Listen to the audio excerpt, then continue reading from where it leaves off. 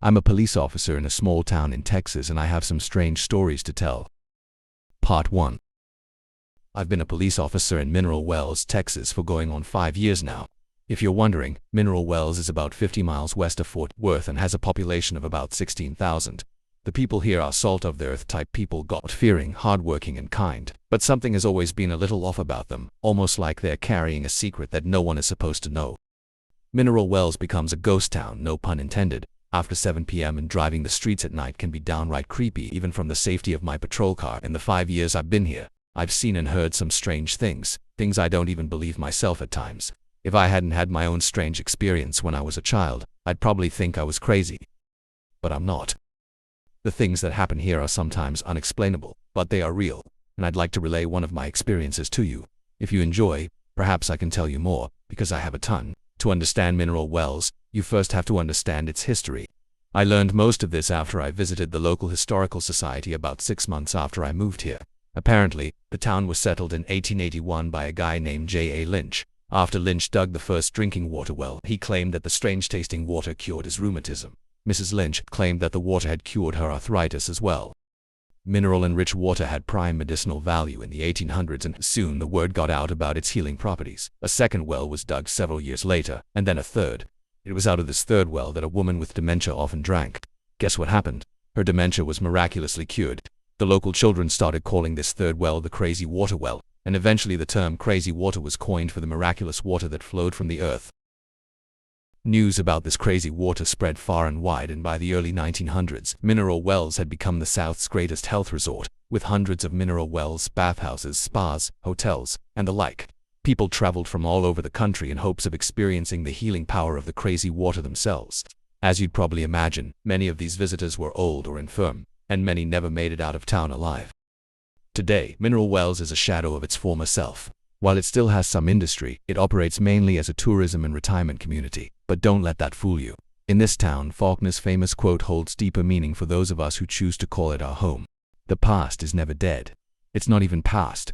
After I had been on force for about a month, I had my first experience with the strangeness of Mineral Wells.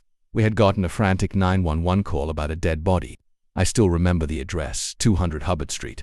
The address of the Baker Hotel. I was working nights at the time. Apparently, that's where the rookies start, and the call came in about 12:30 a.m. My partner and I were in the area, and it didn't take us very long to get there. When we arrived, the 911 caller was gone, but the body was there, just as described. It turned out to be a young woman. She was splayed out on the red brick steps that led up to the front entrance, her back obviously broken and her head completely smashed.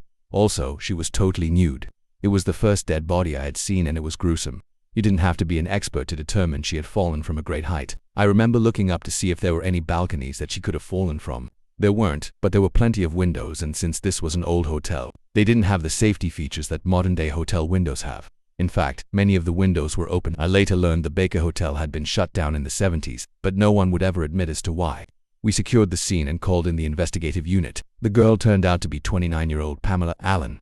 She had been a resident of Mineral Wells all her life, and worked as a manager at a local cafe on the night in question. Pamela had been with some girlfriends at a bar that was near the hotel. One of the girls who had been with her told the investigators that they had all been hanging out on the 7th floor of the hotel drinking after the bars closed when they suddenly realized that Pamela was nowhere to be found. They began looking for her and found her clothes in a pile in one of the rooms, next to an open window.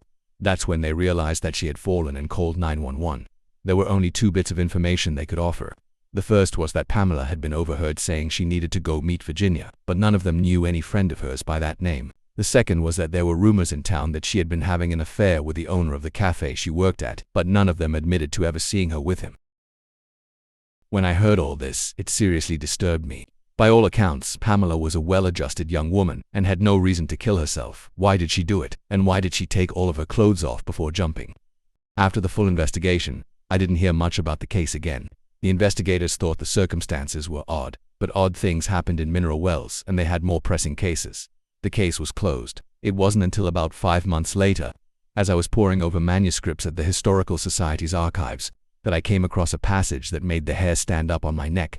Here's what it said. One story involving the Baker Hotel revolves around a woman known as Virginia Brown, a resident at the hotel, who was the alleged mistress of T.B. Baker, the owner and builder of the hotel. According to legend, Virginia was upset over the affair and drunkenly plunged to her death after jumping from the 13th floor. Many visitors to the hotel before its closing in 1972 have reported seeing a bloody woman, sometimes wearing a red dress and sometimes nude, roaming the halls after midnight. This freaked me out, and I was about to nope right on out of there.